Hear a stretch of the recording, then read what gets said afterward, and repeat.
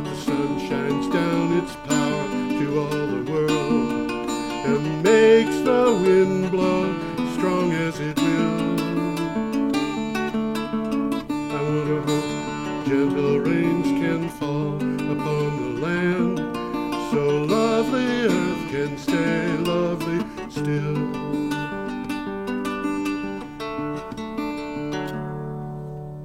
Well, I want to welcome everybody to the Energy Week show.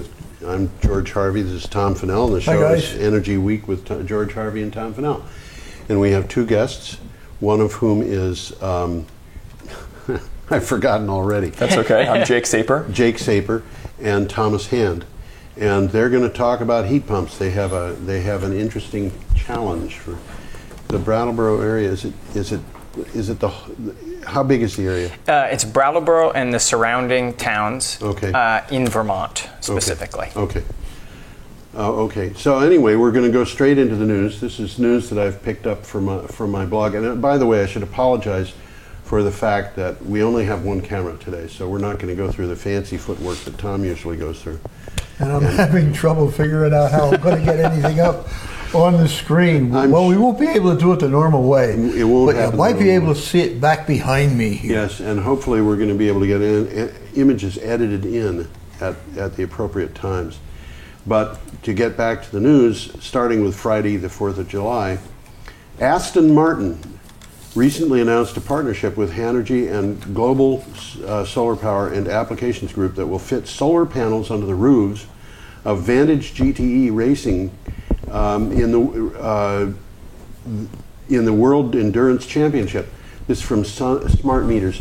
And of course, what they're doing there is not powering the cars. Right. What they're doing is they're powering the air conditioning, which is important when you're racing a car in an endurance race. But Tom, you have pictures of... Yeah, I got a picture. This isn't that race, but it is Aston Martin cars. And it gives you a little quick summary here. It says, according to the regulations, all race cars must be fitted with air conditioning systems. This is new. They used to let those drivers just sweat. Yeah. Okay, to keep the cockpits at temperatures below 90 degrees. And you all know that AC units come with compressors that steal power from the engine. However, Aston Martin will fit solar panels on the roof of these Vantage GTE racing cars in the World Endurance Championship. They will fully power the AC unit, thus lessening the engine's job. Fuel savings also come as a bonus. So there you go. They're keeping these guys cool with solar power. I want to point out that what we're talking about here is heat pumps in a racing car, solar powered. Yep. I think, I'm not sure, but I think that Toyota has launched a Prius that has solar panels on the roof for air conditioning. Cool. Actually, I'm pretty sure that's progress. True. That makes sense. Mm-hmm. Yeah. That was from Smart Meters. The next one is from Fuel Fix. The U.S. DOE has announced a $2 billion loan guarantee program to support renewable energy and energy efficiency projects. The program is geared specifically for projects that avoid, reduce, or store greenhouse gases and prevent their release into the atmosphere. We're going into carbon capture and sequestration here, or carbon capture and use. God, I had something like that, but it was like for something much later on in the week. Oh, well, let's hold it then. Okay, and now from the Energy Collective, historically distributed generation has been largely limited to a handful of progressive states. But as solar power gains presence and storage prices go down, microgrids are expanding into new territory. Now, did you have that map? There's a map I see there on the screen. Is that it? No, that's not it. This is about storage. Oh, that's about storage. That's about commercial storage. Okay. There's a map of the states. I had something about microgrids here, but I'm a little bit discombobulated. That's okay. Today. It's all right to be discombobulated. Folks, if you don't like it, donate to BCTV. They could use the money. Anyway. Let's see if I can find it. You keep talking. Okay. The long and the short of the whole thing is that Vermont is actually going to be one of the states that leads this. Well, big there's time Vermont up there on the map. Well, there's Vermont. My God, doesn't have anything to do with the story, though. No. That's right. That was from the there's Energy there's Collective. something else about Vermont. Well, we talk a lot about Vermont on this show. I wonder why. I don't know. It's viewed worldwide. Anyway, Saturday, July 5th.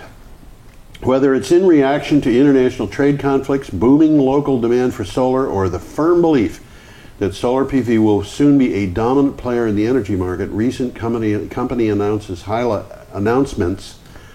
the great promise that solar manufacturing holds. And this from Renewable Energy World. What they're saying here is that companies that manufacture solar PVs are gearing up to manufacture more. And in fact, I read later that and I didn't put this in this week because it was a little bit confusing, but what it was saying was that the solar manufacturing in China, they're going to have to double their production within the next 2 years. There's several things that you looked at this last week that are saying exactly that thing. The new money is on solar. Yeah. There's something in here that's basically saying it. It's coming from a place like Bloomberg. Don't invest in coal. Don't invest in oil. Don't invest in nuclear. Well, we've seen recently panel prices actually trending upwards. And that's because the costs of producing them are continuing to drop. Yeah. But the overcapacity in manufacturing that existed for quite a few years is now gone because demand has picked up so much. Yes. But there's another thing too, and that is, Tom, did you go to the Sunshot thing that was held last year? That doesn't ring a bell. Where was it? Lake Fairley? No, it wasn't in Fairley. It was.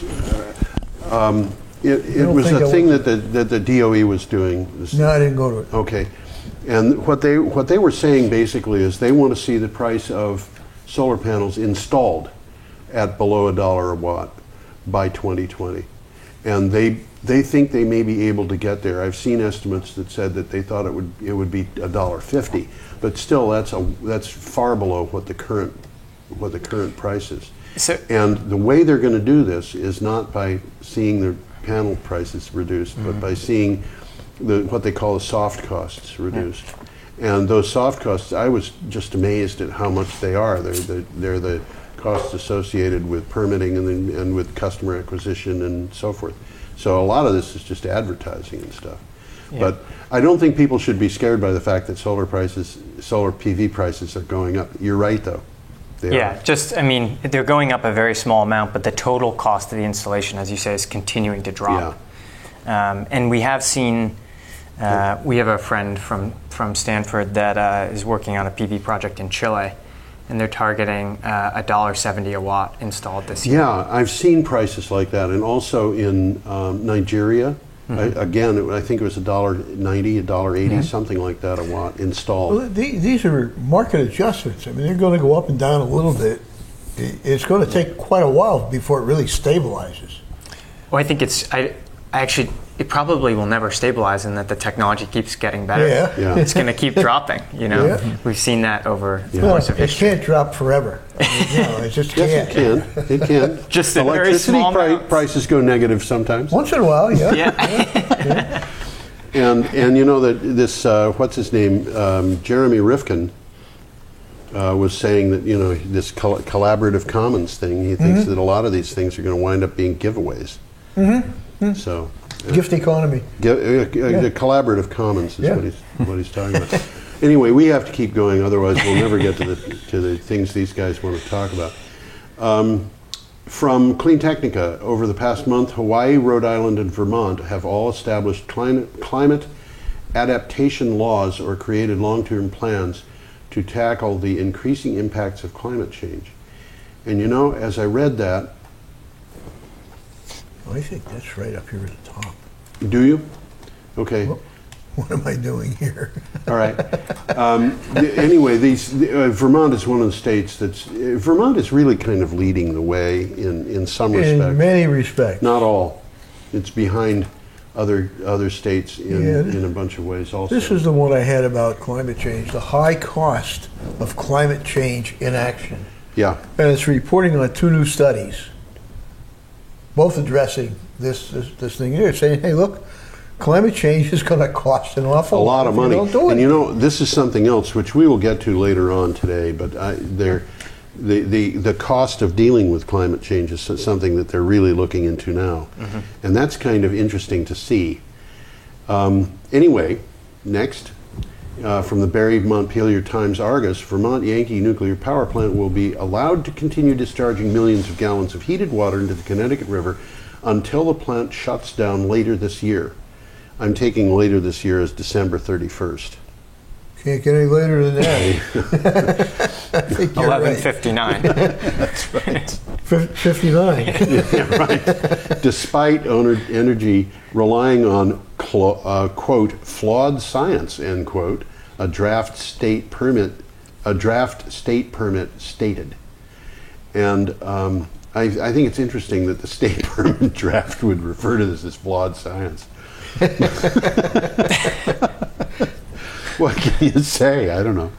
Anyway, on the 6th of July, Sunday, UK researchers announced that they believed what they believed to be a game changer in the use of hydrogen as a green fuel, using ammonia as a clean and secure hydrogen-containing energy source to produce hydrogen on demand in situ. I've got that one. This is neat. This is okay. neat. Tell us about it, Tom. Well, first of all, ammonia is not the stuff you put in your wash water when you're doing your floor.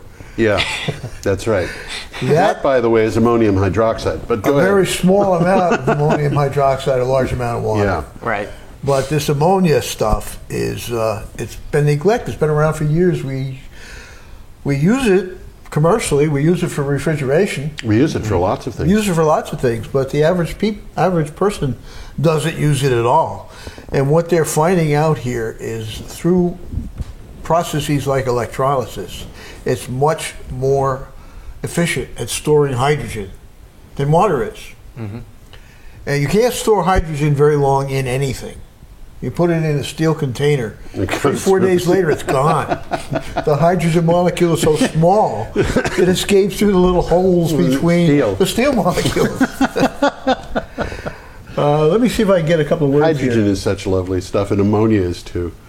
I have to say the most amazing stuff is water, but they figure that, and this was written in the context of storing it for car, but it's not exclusively for that. And they can produce hydrogen on demand in situ using pure ammonia in a car. Now, you're not going to be able to pour that ammonia in your gas tank like you pour gasoline.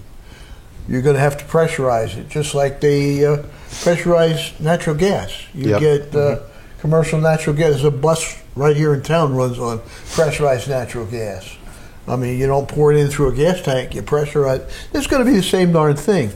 Now, what's unique about this process has been around for years, but it used platinum.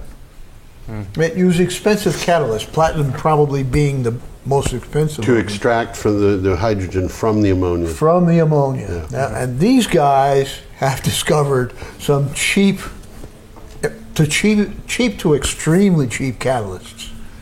Now, let's see, many catalysts can effectively crack ammonia to release the hydrogen, but the best ones are very expensive. This new method is different and involves two simultaneous chemical processes. Rather than using a catalyst, can achieve the same result at a fraction of the cost. Ammonia can be stored on board in vehicles at low pressures in conformable plastic tanks. Few people think of ammonia as, this is an aside, ammonia will work in a car.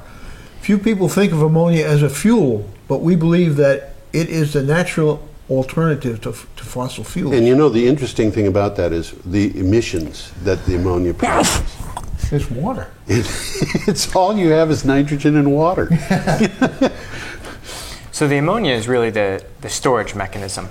In this particular case, but as an aside at the very end, they say, by the way, a small amount of hydrogen mixed with ammonia is sufficient to provide combustion in a conventional car engine. That's not their patent, that's not what they're talking about, but they're saying, oh, by the way, if that doesn't work, we got this thing in left field for you. Yeah. While our process is not yet optimized, we estimate that an ammonia decomposition reactor no bigger than a 2-liter bottle, and I saw a picture of this, will provide enough hydrogen to run a mid-sized family car. Amazing. Cool. That from phys.org. Phys seems to be a good word. PHYS, but what can I say?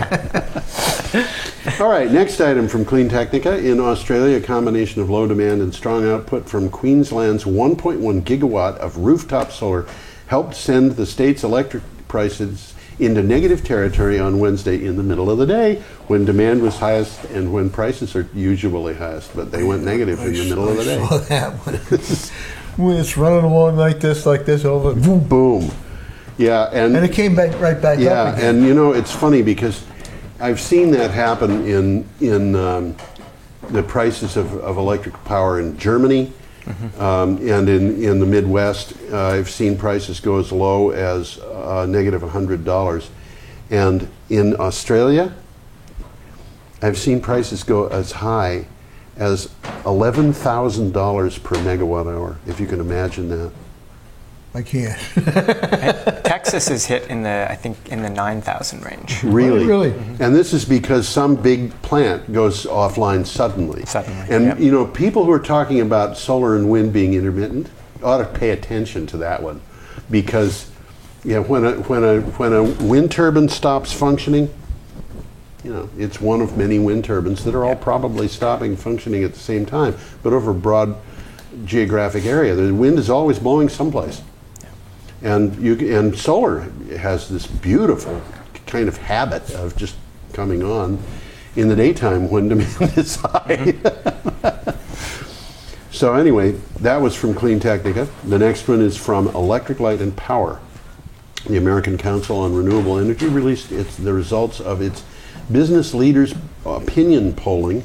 It showed broad support for renewables in all areas, with 78% of business leaders saying renewable energy technologies are a real growth opportunity for the economy.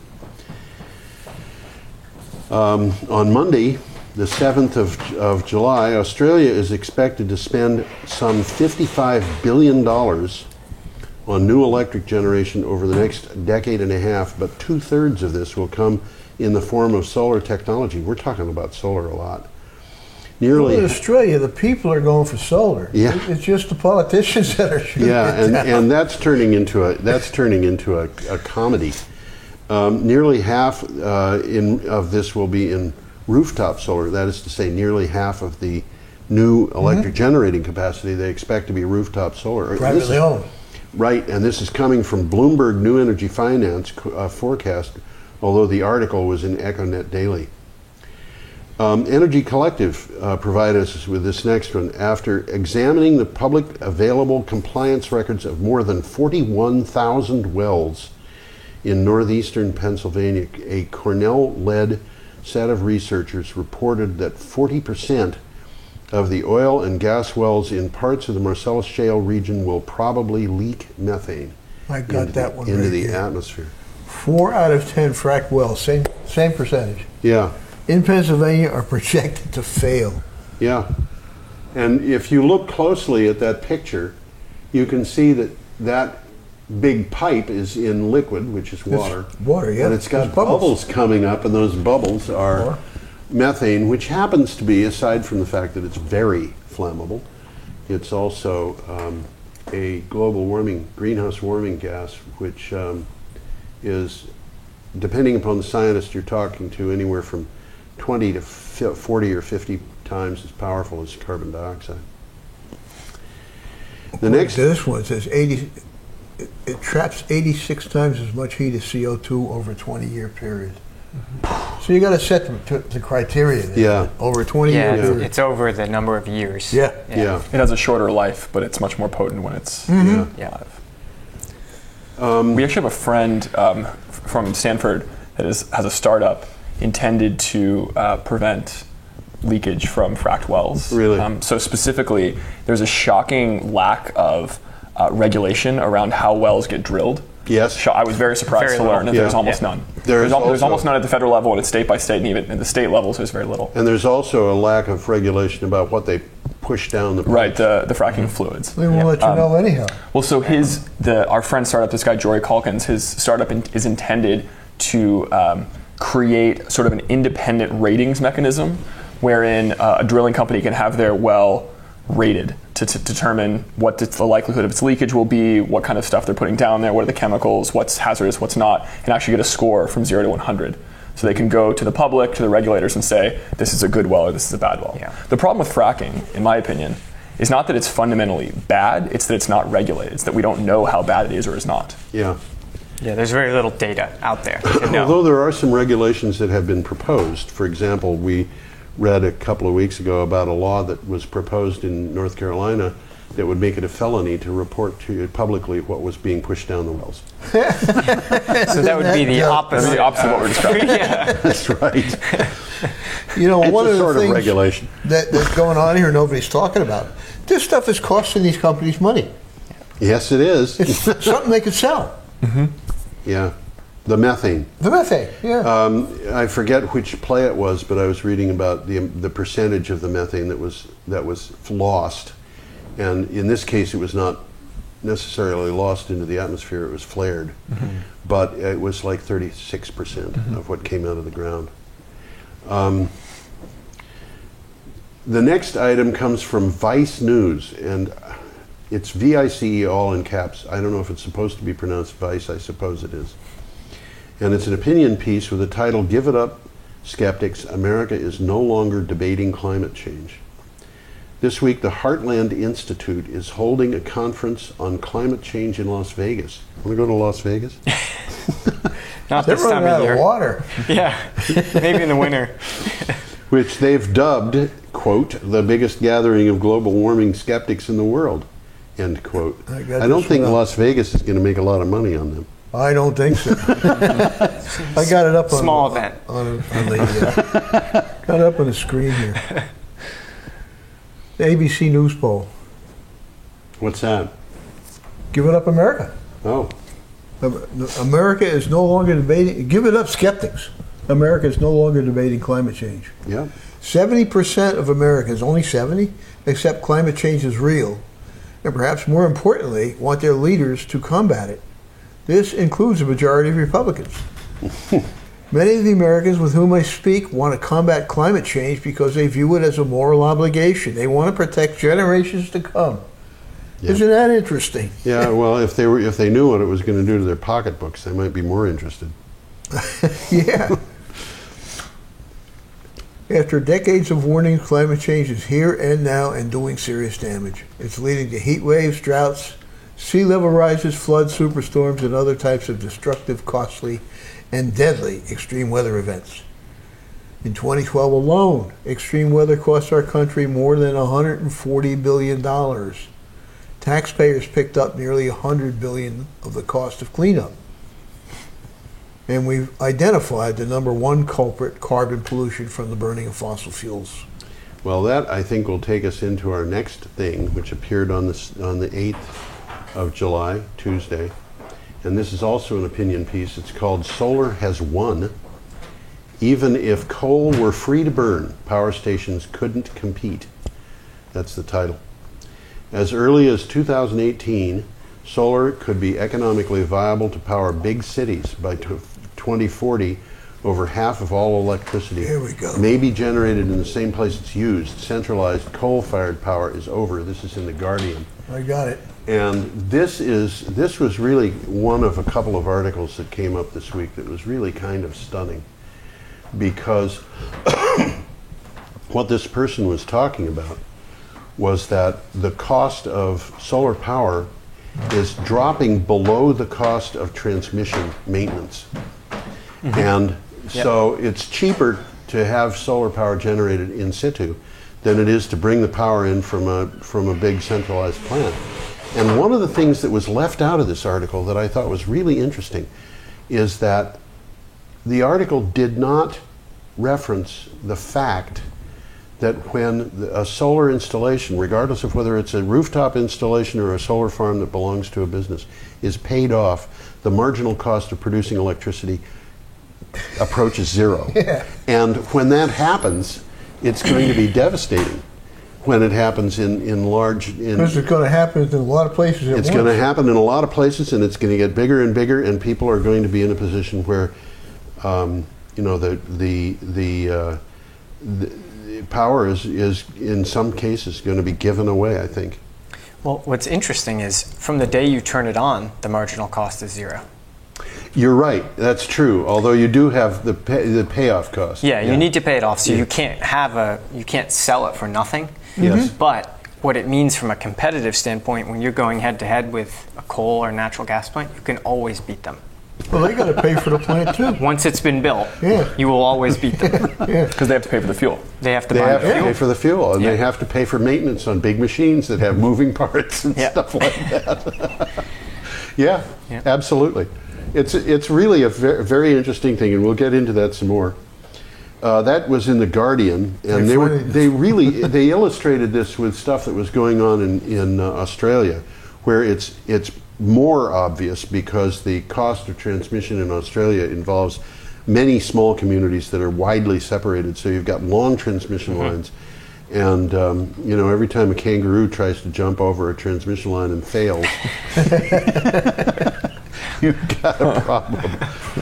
I just found your thing about microgrids, but we'll get back to it later. Okay. The next from Clean Technica, this also on Tuesday, July 8th. Increased generation capacity, high winds, and low electricity demand has pushed the share of electricity generated from renewable resources to 19.4% in the UK for the first quarter of 2014. This is an increase from 12.4 a year earlier, from 12.4 to 19.4. Wow. Interesting. I wonder what percentage of that is offshore. The UK has been a leader in offshore wind. You know, yeah, that's a good point. Yeah. And the United States has got no offshore wind yet. We have a proposed transmission line along the East Coast that Yes. Google is actually partially funding. Okay. Yeah. Because part of the issue with offshore is getting the power from offshore to onshore. And funding that transmission line is really difficult to do because it's kind of a collective action problem. You have to get lots of people to put in lots of money. Having a big investment leader like Google theoretically will push the process along.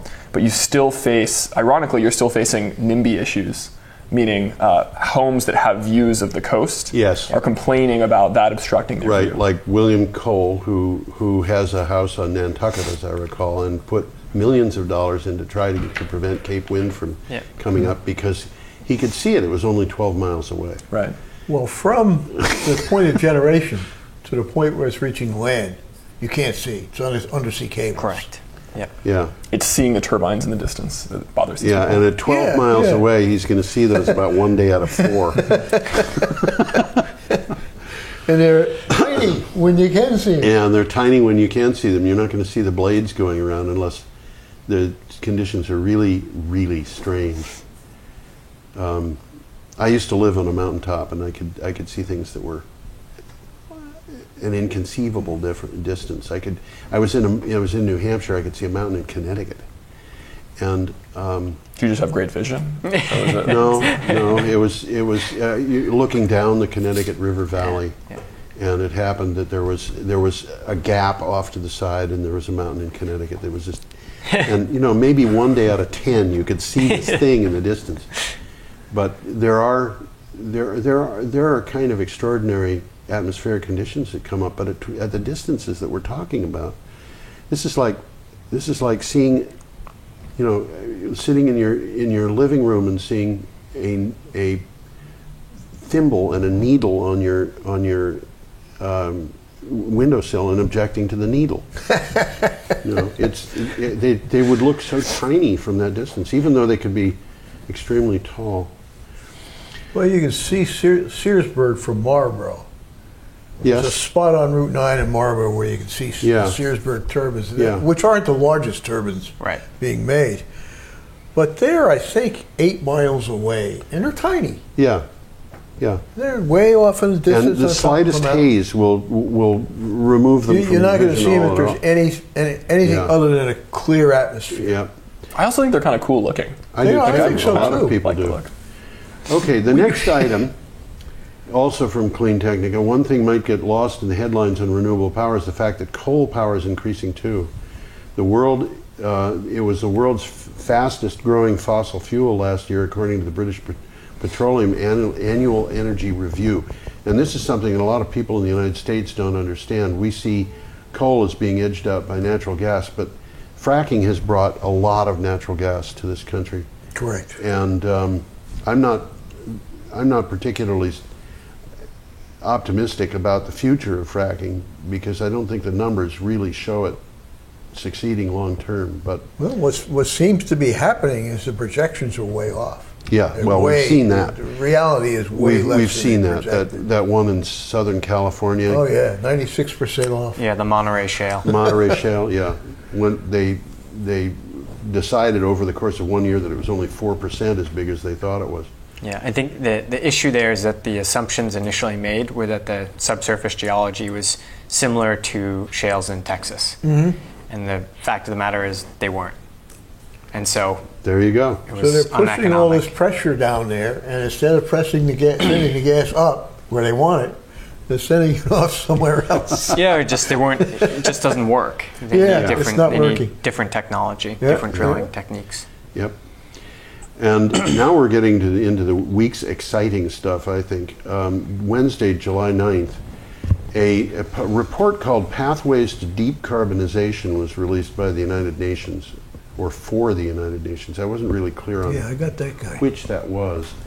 But it is, researchers in 15 different countries looked at what was needed to achieve cuts in carbon emissions, and the report finds that current government pledges are not sufficient. I think we could have told them that. I think we have already. But we have already. But there was a lot of other stuff in this report, and it included the idea is, first of all, that we have to put a lot of work and a lot of money into the problem of climate change, but it also makes it very clear that it's possible to address. This is like many other reports that have come along in recent times. Yeah, from Ars Technica. But the next item from Huffington Post, for the first time, a large fraction of the world's fossil fuels could be replaced at lower cost by clean energy with today's renewable technologies and prices. And virtually no further investments in fossil fuels make long-term economic sense. And the person who wrote that, I think it's kind of unsurprising, is a past, I think, president of the Sierra Club. But he really makes a compelling case for avoiding investing in coal. I think the thing that always bothers me about this debate is that we talk about it like it's a global thing, but the decision about whether or not to build coal or gas or solar is a very local decision. Yes, it's a it local is. decision about what fuel you have available. Yeah, and that's why coal stations are still being built in much In of the China world. and India. Yeah. I worked in India building solar power plants. Yeah. And the reason why solar has become popular in India is because they used to have a very large reserve of coal. And they've burnt most of their high quality coal. They're now into their medium quality coal. And that's being exhausted very quickly. So they see the end of a finite resource. They've tried to secure coal resources from Malaysia, the Philippines, other places, but those folks are keeping their hands on their coal because they know that they'll have a problem as well. So what you've seen is that a place like India, which is trying to grow at 10% year over year, which has failed to do so recently, needs coal, needs power to do it, but it's exhausting that resource. So they're driven to solar not for environmental reasons. They don't care. They don't have the luxury of caring. They're driven to it because they don't have any other choice. Yeah. And It's a low cost option. it's a low-cost option. And Yeah. they don't have, so the other alternative is nuclear. They've built a nuclear power plant, and there's huge strikes that have prevented it from actually coming online. And so getting future ones. Well, the other thing, too, is that if you compare the cost of solar with the cost of nuclear, just ignoring the problems that can develop with nuclear. And, most people don't realize that we've had not quite 500 nuclear power plants built. 480, I think, is a reasonable. I think it's 483 or something that have come online, and we've had 12 meltdowns worldwide. That's 2.5% of all of the plants. That's not acceptable. Yeah, it's pretty high. And Yeah. I have to admit that there are people who say, "Wait a minute, that wasn't a meltdown." And yes, there's some of these where it was what a meltdown is not a clearly defined term, but a core damage event. Usually it's a core damage event is a meltdown. So I would count as a meltdown one of those where, in fact, the nuclear fuel didn't melt, but the cladding did. And so the cladding melted and a portion of the fuel spilled onto the reactor floor, which is a fairly minor issue that only meant that the reactor had to be shut down and cleaned up over a course of about 2 years. But a minor maintenance. 2 years is still. So does that 12 count? Is it 3 at Fukushima? 3 at Fukushima. Yeah. One of which I believe exploded. Correct. Okay. The reactor containment 3. dome. Reactor 3. The containment building. There were pieces of fuel that were found a mile and a half from the reactor, and when a question was asked in a conference call, and I forget the date, it was either the 17th or the 19th of July, 2011, but I know that it was a prime number above 15. The people at the NRC had just been talking about how wonderfully the spent fuel pools had acted there. And somebody said, well, if the spent fuel pools were acting perfectly, where did the fuel come from? And the fellow at the NRC said, well, that didn't come from a spent fuel pool. It had too much iodine in it to have come from a spent fuel pool. It had been recently in a critical mass. And so the question is, so how did it get there? Was it ejected from a reactor? But it's then Chernobyl, which exploded. Fukushima 1, 2, and 3, 3 Mile Island, Chapel Cross, Greifswald, Bohunica, Jaslovska Bohunica, which is in Czechoslovakia. 2 of them were at Saint-Laurent in France. And I'm missing, I know, Fermi 1 in just outside of Detroit, and SRE, which was just outside of Los Angeles. And that's 12 right there.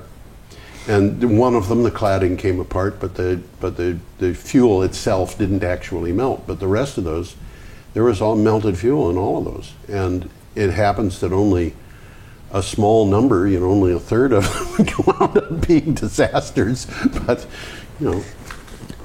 there you go.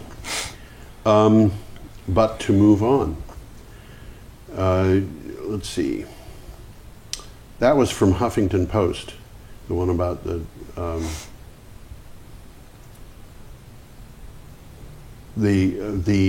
further investments in fossil fuels not making long-term economic sense. And there was a very interesting chart that came with that. You probably don't have it. Actually, it probably didn't come with this. But the chart showed, the cost of the investment and the returns. And even the best fossil fuel investments are outshined by this business of solar and batteries is turning out to be very disruptive to the economics of utilities.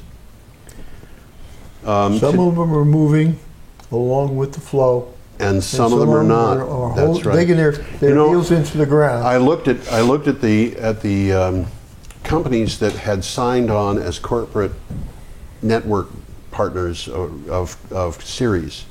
I'm doing an interview with people at Ceres. Are you guys familiar with Ceres? Okay. Yeah. You don't know Ceres? I'm not. Ceres is a nonprofit in Boston. And they were formed initially because of the Exxon Valdez disaster, and it was investors who were coming together and saying we have to do something about sustainable business practices, and they have been going into the boardrooms of businesses and saying we can show you how your profits are going to go up if you operate sustainably, and they have signed on just the most incredible group of companies that are saying, yeah, we got to be sustainable. Ford and General Motors. General Motors signed a letter saying to national governments of a large number of nations saying we've got to reduce climate greenhouse gas emissions, and there are just a huge number of companies. And then in addition to that, they have a different group, which is investment groups. And they had these investment groups, I think it was 700 of them. They had 500 representatives at a conference in New York City that took place at the UN. And these people all signed a letter, or the companies all signed a letter saying to fossil fuel companies saying, if we're going to invest in your fossil fuel company, we have to know how you're going to be able to maintain your value in an era of climate change. All right, those organizations had a combined investment worth of $12 trillion. This is big. You know, this is a big thing. And how did I get into that? Series, yeah. Well, series, yeah. but the investment in fossil fuels. You know, the investment in fossil fuels, as they are pointing out, doesn't make sense in the long term, because the price of fossil fuels is going to go up. It's just going to go up. If demand for fossil fuels declines, the only way those companies are going to be able to stay in business is to raise their prices, which means it's going to decline more. And if the demand increases, that doesn't help them either, because they have fixed resources. So, and on top of that, they're facing competition from organizations that pay nothing for fuel. How do you deal for that? So, okay. Today, solar and wind accounted for approximately 27% of German electric generation in the first half of 2014. Solar There's and wind, more coming. 27%. There's more coming. With 4% more coming from hydro. Renewable energy sources accounted for a larger portion of electric production in Germany than brown coal for the first time. What do you think of that? That was from the Business Spectator. But I said there's more coming. There's more coming. Germany is saving a lot of money domestically, Yeah. but they're still producing a lot of dirty power that they're Yes. selling outside of Germany. Well, you know, what can you With hold? brown coal and black coal and Yes, I know. Yeah, I know. That'll get cleaned up, I think. eventually. Eventually, yes. China recently, let's see, I said that came from the Business Spectator. China recently overhauled its basic environmental law Yeah, I got in that. a way that brings it closer to the structure of the U.S. Clean Energy Act. Among other things, the law also contains a provision authorizing public interest litigation by certain Chinese NGOs. That's very interesting. Isn't China? that? In China. Wow. Non-profit organizations, non-government organizations are going to be able to bring lawsuits That's what it sounds like in behalf to me. of the environment. Wow, that was from the Energy Collective. Saudi Aramco has come up with a cost-effective way to get at its tight gas and is now targeting a competitive price of $2 to $3 per 1,000 cubic feet. This is seen as a big blow to the U.S. fracking industry. Well, I Clean got a Technica. lot on this one. This is a big blow. Yeah. But we have to explain to people why fracking in Saudi Arabia, or not fracking, this is not fracking that they're doing. Fracking doesn't work. Well, It works, but I mean, it's too expensive. They don't have the water. yeah. They don't. They can't do anywhere near as- fracking in yeah, Saudi Arabia because they don't have enough they don't water have to water. do it. But they've discovered a way of getting the gas out of shale. They have shale too. I'm sorry. Sand. It's coming out of sand. Yeah. And it's coming out pretty cheap. Yeah. And no matter whether they use it themselves, Which they could do. which they can do, which is going to give them a glut of oil, Yes. or whether they sell it. I don't think it's even been decided yet, but it's going to lower the cost of oil Right. somewhat. Going to tend. And or the cost of gas, probably mostly in two places, Japan and Europe. Yeah. And this is something that the Europeans are going to want to get a hold of because they don't want really to be importing as much gas as they do from Russia because of the crisis in the Ukraine. So, I would bet that Saudi will use a fair bit of that gas domestically. yep. Because they actually have an oil problem, which Yeah. is surprising to most people, surprising to me when I learned about it. By 2035, if Saudi continues to consume oil at the rate it's consuming, Saudi will be a net importer of oil, Right. which is an insane statistic to think about. Yeah. And the reason that's the case is because they sell oil to their people at almost nothing. Yes. Yep. So the cost to drive a car is almost nothing. So everyone drives everywhere, leaves their air conditioning on all the time. And they're powering a lot of their electricity from oil, which doesn't make sense. So I think what will happen, if this is successful, is they will build gas-fired power plants and replace their oil-fired power plants with And them. oil is in some respects, under many circumstances, cheaper to ship than natural gas. Sure, you don't have to liquefy it. Yeah. It's You pre-liquefied. don't have to Significantly liquefy it, and you don't. If they wanted to ship gas to Europe by pipelines, they could probably do it. But I don't think that they have the way to go through the various political. Yeah, that's a tough region to territories get There's a lot that- of tough areas you got to get Yeah. through. How are you going to do that? Maybe you'd have big submarine facilities. Well, they tried to do it with. Remember, they tried to do it with solar. They tried to take desert solar from that region, or particularly North Africa, and get it to Europe. Yep. With pipelines, but in the form of transmission lines that went through the Mediterranean. Yep. It was a project called Desert Tech. Yep. And that has been on indefinite hiatus as a result of political issues. It's not totally dead, as I understand it, but it's not exactly. It's not exactly alive either. I will be very surprised. The other thing Sitting there. the other thing that's interesting about that particular project is that originally it was going to be solar thermal, not PV, or it was going to be a lot of solar thermal and some PV. And what you've seen is solar thermal has performed less well in desert conditions than scientists originally thought it would. And the reason that's the case is because solar thermal requires direct sunlight, whereas solar PV can take diffuse light, which means if it's cloudy, it still That's generates something I didn't know. Yeah, when I was developing projects in India, we almost developed a solar thermal power plant in the desert in western India. And when we actually put a monitoring station on the ground to measure direct sunlight, not just diffuse sunlight, it was 13% lower than what everyone told us it would be, which means if we invested $100 million and built a power plant, we would have lost lots of money. Interesting. So I think what you will see is solar thermal has not taken off for a couple of reasons. The main reason is that it's no longer cost competitive with PV. The cost of PV has just, as everyone knows... Was it ever cost Yeah, in competitive? 2008, 2009, it was a considered brief cost lifetime. competitive. Yeah. Okay. And since the Chinese oversupply that Thomas mentioned before drove the cost of PV down drastically, solar thermal kind of stayed constant. PV prices were taking this dive. Now PV's down here, solar thermal's still up here. Not that many have been built. BrightSource came online recently, but that gap is still quite large. Yeah. So as a result of both that and the not technical shrinking issues, I'm not bullish on solar thermal in the near term. The only advantage that it has that I really see is you can store it. You can Yeah, but save as it. batteries get better, you can store Well, it. that technology is moving. Yeah, and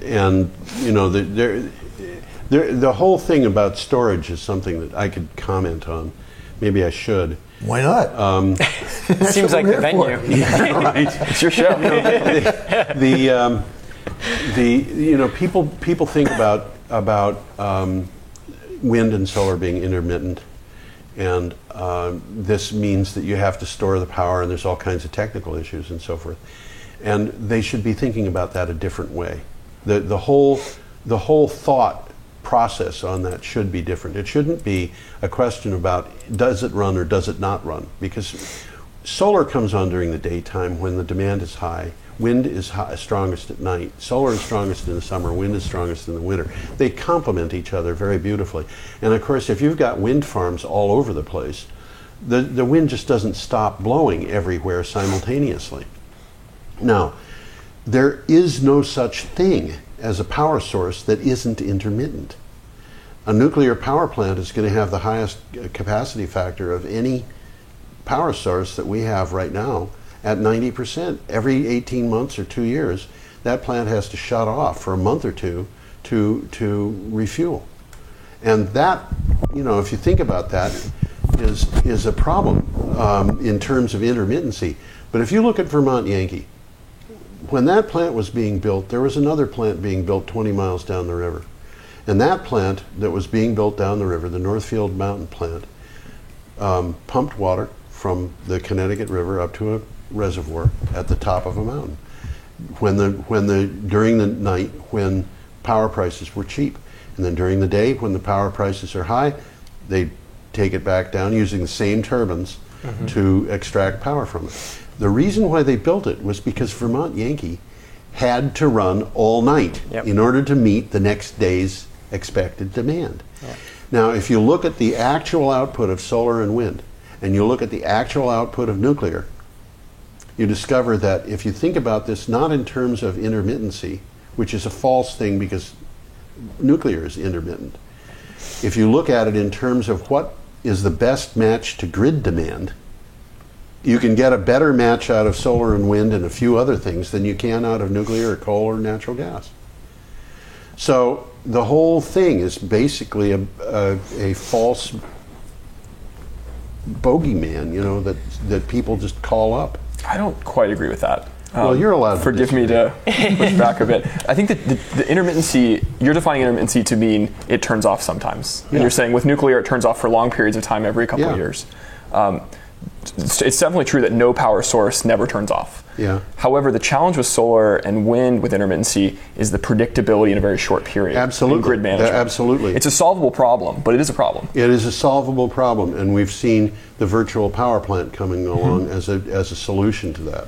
And when you think of the virtual power plant and the fact that you've got more than just solar and wind, you've got, if you want to stick to renewables, well, you've got biomass. And biomass can mean biodigesters, it can mean burning wood or switchgrass or something, or there are a whole bunch of different ways of doing this. You've got possibly geothermal being involved in the mix, and definitely hydro. And hydro is far more complicated than just a matter of, well, we need to build a dam. I can name 5 different ways of getting power from hydro that don't have anything to do with dams. And in addition to that, you've got ways of storing power that are really kind of extraordinary. That little plant that pumps the water to the top of the hill, its output is 180% of Vermont Yankees when it's at peak. Well, that's the cheapest storage you can get is pumped hydro. Right now, if you've got the money and the place to put if you've got the geography that did most of the work for you already. The stuff that I'm seeing in battery prices is just outrageous. The University of Southern California announced a flow battery last week that they had developed, which was they said the electrolytes were non-toxic. They were in fact organic compounds that appear in nature. They said that the battery would last 3 times as long as a lithium-ion battery and cost 10% as much. Now, what does that do for competition? We're in an age here where people are trying to solve problems by doing research, and they're doing a lot of research, and some of that research is going to pay off. And when it does, the stuff that pays off is going to be transformative. I think the other thing with solar in particular that we haven't seen much of yet because there hasn't been a need or a market signal to do is, if you think about a solar panel, even a fixed array, you can point it any direction you want. Now, you're not going to point it north, right? Yeah. But you can point it east, and you can point it west, and you can point it south, and you can do somewhere in the middle. Yes. If the solar peak is, say, noon or 1 p.m., and your air conditioning peak is 4 p.m., what you would think would start to happen is you point your panels west, and you get your solar peak corresponding exactly with your air conditioning peak. Right. And there's been pretty good evidence on small scale of that working really well in hot AC-driven grids where AC is the primary load in the afternoon. Yeah, and there's a lot of thinking like that. And it's not happening yet because solar is still a fairly small part of the grid. Yeah. But as it gets bigger, it's easy to mitigate storage by just changing the direction of the panels. It's such an easy thing to do. It's cheap. It's cheaper than batteries. It doesn't take a lot of engineering to just point them west. Well, it may depend upon what direction your roof peak is going. Exactly. Yep.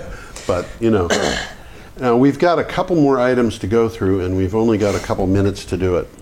Okay. So I'm going to just go through these, and then I think we're going to end the show on the first hour of the show, and then we'll continue and have our continuing section devoted to what these two fellas are, Tom and Jake. I was going to say Jake. You break my heart every time. I really am. No, he's Thomas. I'm Tom. Thomas. Okay.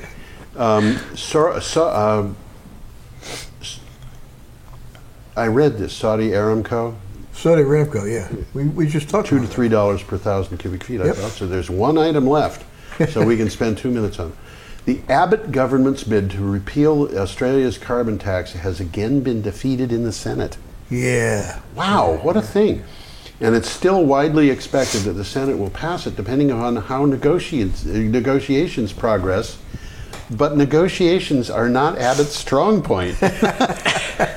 We're talking about a prime minister here. This is bizarre. This guy apparently will not put up with anybody who disagrees with him and really enjoys getting into brawls in bars.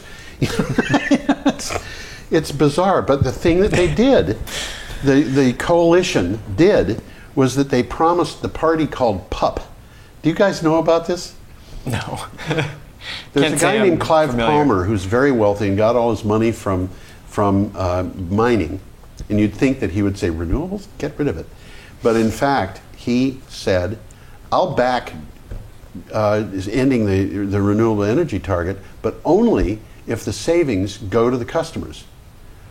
So what happened? What happened was the Abbott government decided that they were going to agree to do this, and then not follow through on giving what they said they would give. So Palmer got word of this, and his 3 senators jumped ship on the vote. Okay. At the same time, a guy who's an independent who ran on the Motorist Alliance Party or something like that. He's Australians. Said, I'm really into renewables. This guy whose party was for enjoying motoring through the countryside. Maybe he has a Tesla. Yeah. He probably really loves it. And so, Biodiesel. I don't know where that's going to go, but Tony Abbott is not a good negotiator, and of course he's been trying to end renewables in Australia as effectively as he can. But didn't he appoint somebody to a high-ranking energy conference as a climate denier? I don't know. But we have to end the show, I'm afraid. So we're going to do that, and I'm going to invite anybody who's watching on the internet to continue watching, because I believe that we're going to have more really good stuff, but we're also hopefully going to have a show that's good enough that we can spin it off and just devote it to heat pumps. And so I'm going to say goodbye to those people who are watching broadcast on Channel 10. And Tom, you're allowed to say goodbye. Goodbye. And Jake. Thank you. Thomas. Goodbye. And I got your Goodbye. name right, so you don't have to have your heart broken. Now, this looks like it's going to be interesting, so if you got a chance, look it up on the website and watch it. We spin and we toil, we work all day, sowing and reaping, we store goods away, so we can be dressed well on the day that we die. We dig and drill and waste what we find, break up the earth, leaving little behind, but we will grow lilies in the by and by. I want to point out that the sun shines down its power to all the world and makes the wind blow strong as it will. I want to hope gentle rains can fall upon the land, so lovely earth can stay lovely still.